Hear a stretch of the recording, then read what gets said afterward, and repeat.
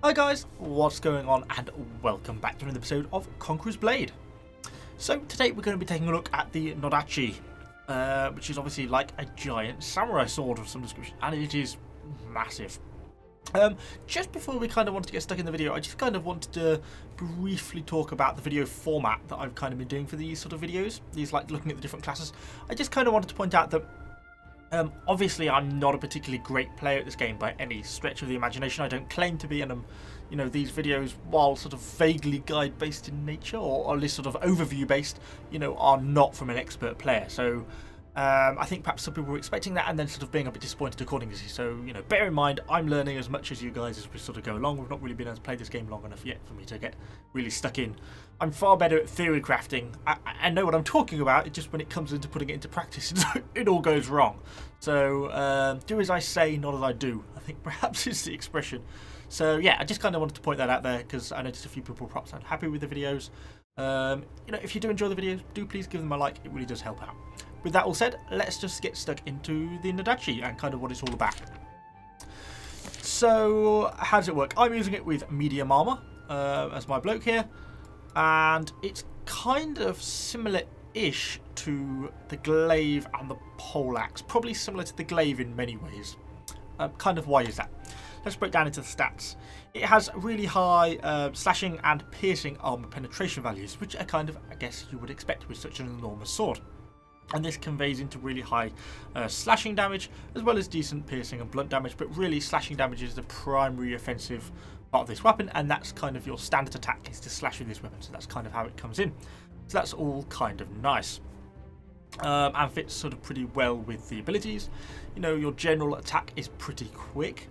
I'd say it's certainly quicker than the poleaxe. It doesn't feel as sluggish as the poleaxe does. I don't know if it feels quite as quick as the Glaive, and certainly I feel after you've been attacking 3 or 4 times and you reach the end of that sort of animation cycle, there's quite a long pause before you can attack again. So it's not quite as fluid as the Glaive is, at least in my opinion, or what I've found so far.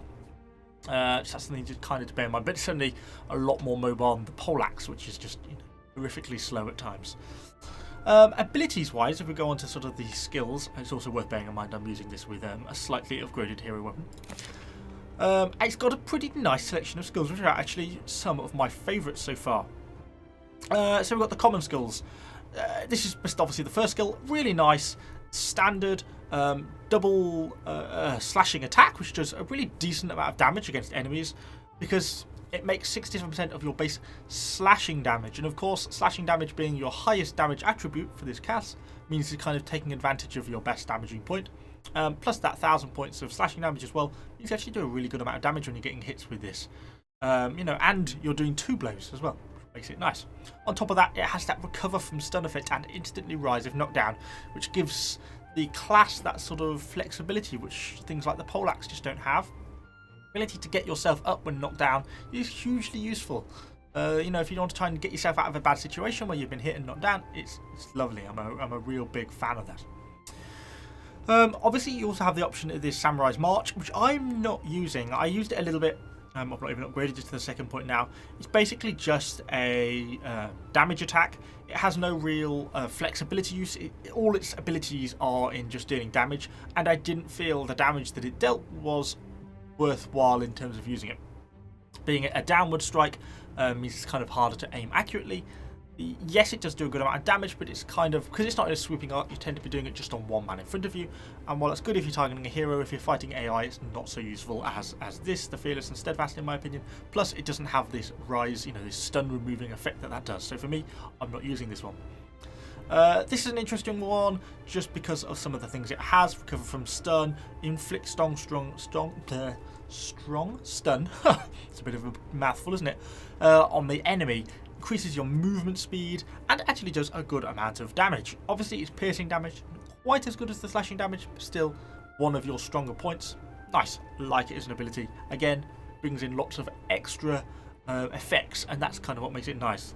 And then this, probably my favourite ability, or a bit strange, is the Monstrous Blade. You basically leech from the enemy's health. So once you've activated it, you get 9 seconds in which every point of damage you do, you get 30% of that damage back in your health. And that applies not only to enemy heroes, but to enemy AI units as well. To NPC units, whatever you want to call them. Really useful. If you activate this, get stuck into a fight and start slashing around with all your other, fearless and steadfast, it's amazing how much health you can recover pretty quickly. Really nice ability, and it just gets better. It goes up to 40% at tier 3. Kind of wish the time extended from 9 seconds to a slightly longer amount, but there we go. So yes, I kind of really like that ability. Again, no, it's giving the character flexibility. It's not all about damage, good damage, but also good sort of mobility options. And then, of course, the Paragon is just a purely damaging one. 444% base slashing, plus almost 6,000 points of slashing damage. It's just doing a massive amount of damage upwards. Really nice ability. Like it. It has got a long cooldown though, but as have most of these abilities. So that's kind of a bit of an overview of what this character is actually like to play with. So far, I'm really enjoying it. Feel like it's on par with the Glaive, which so far has been my favourite class. So it's certainly a contender for what I'm going to be playing with once we hit open beta. But anyway, let's hop into some battle. As I say, things may not go quite as well as planned, but we shall see how we go and hopefully kill some of our enemies. So, we're loading into battle with a Nodachi. So let's get our infantry forwards. I think we'll go for point A, which is over this way. Make sure our troops are following us. Hopefully we'll get a few other people in support, and we can hopefully capture the point. But my horse isn't going to make it before it runs out of fatigue. Ooh, one of the enemies has left the battle already. That's not a good start for them. See what we see as we round this corner. Enemy forces have captured the supply point. Okay, so maybe cavalry up there over there. They are firing some arrows. Your forces have captured the supply point. We'll get our infantry over here. Secure the point. It looks like we've got some troops up over on B as well, but just some heroes by the looks of it. Get in position. It shall be done. Just got our Levy Swordsman fight. I'm always finding the Levy Swordsman is a superior troop to the Domain's Swordsman, the higher tier unit, to be honest. Your forces have you can use this guy on horseback. It's not terrible. Doesn't have any horse-specific abilities, but his damage potential is actually pretty decent. Follow me. Let's get stuck in here. There we're just going. Some of our slashing abilities. Let's try and get a little bit of damage up. Charge with me. Tremendous amounts here. What damage can we do against this enemy swordsman? So we can pin them in place. That wasn't particularly a particularly skilled move per se. I think it was he just got completely surrounded to get the kill.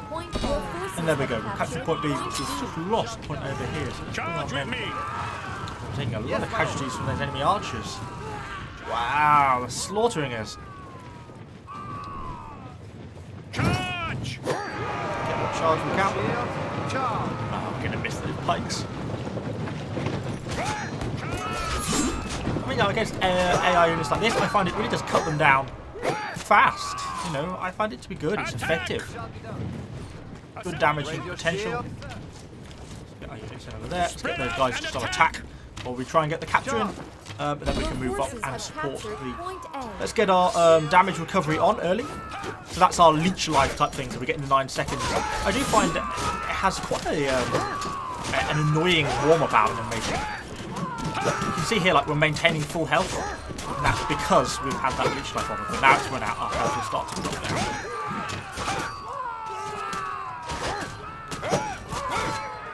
Damage quite a lot by this enemy here, this enemy archer. Try and see if I can get on a horse. Really damaging. Oh, there's cavalry here. Oh, we're in trouble now. So I don't think I'm going to get out of this one. I've not got any men left either. Flee! Oh. Okay, they got us. I didn't realise all those cavalry were going to turn up there at the end. Yeah, so for that bloodthirsty ability, it's really good, but it has quite a long warm-up animation. As you saw there, I'll show you again just here. So if you actually get into combat and press it, like so, you have to do that before you can actually then get on with attacking. Which is fine a lot of the time if you do it before you actually get stuck into the fighting, but if you forget, then it's really kind of an annoying animation to have to go through because it stops you for 2 or 3 seconds from actually being able to do anything. It's like imposing your own stun on yourself. So it has its flaws, so you want to try and make sure you get it activated before you start getting engaged in combat, if possible. But of course, that's not always possible. Enemy Point B. forces have And captured point C. Point C. See if we can annoy this enemy archer slightly. Gosh, there's a spearman there. Ah!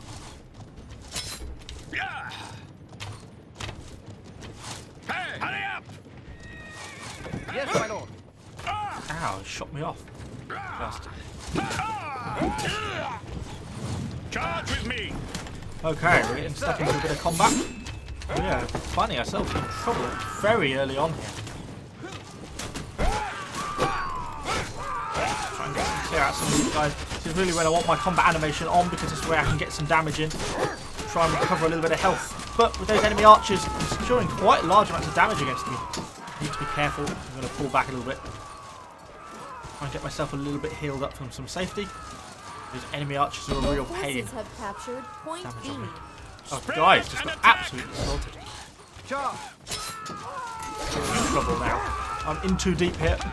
Oh, no. There's kind of too many of them in that sort of spot situation, particularly with all those archers there as well.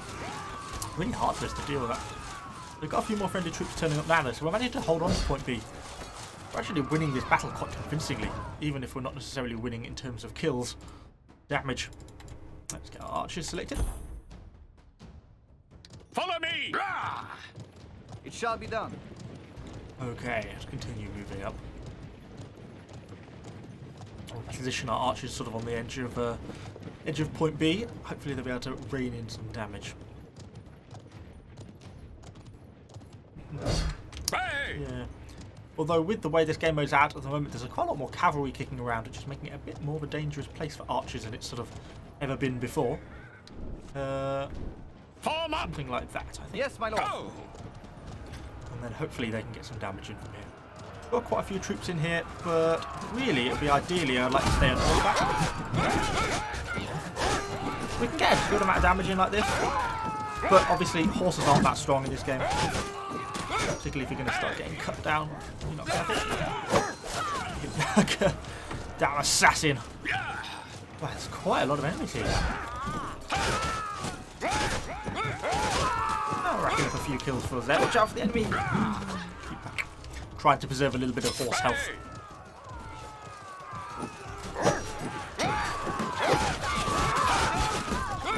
Cuts down on them. Horseback. See, so you don't have to have units just like the spearmen, which are horse specific, to actually do well in these sort of situations.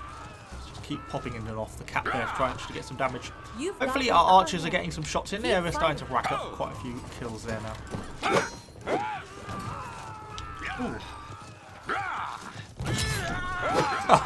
Musket man shot him. This guy's getting himself deep. What can we do in terms of keeping the damage up on him? Trying to keep that stun up on him. Bit brutal, isn't it?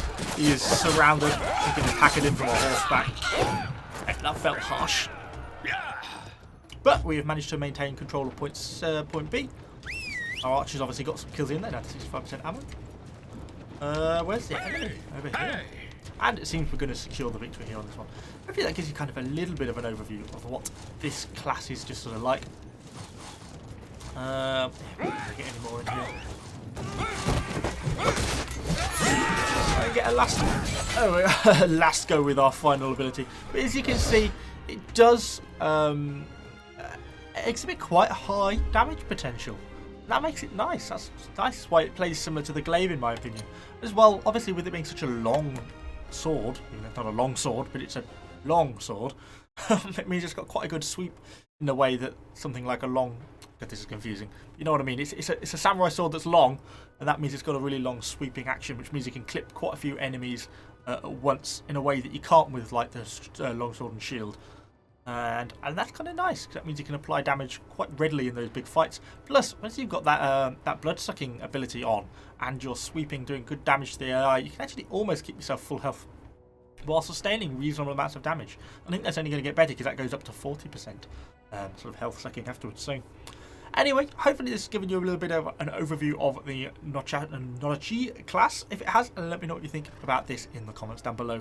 As I say, please give the video a like, it really does help the channel out, and subscribe to the channel for lots more Conquerors Blade content, and I should see you all in the next video.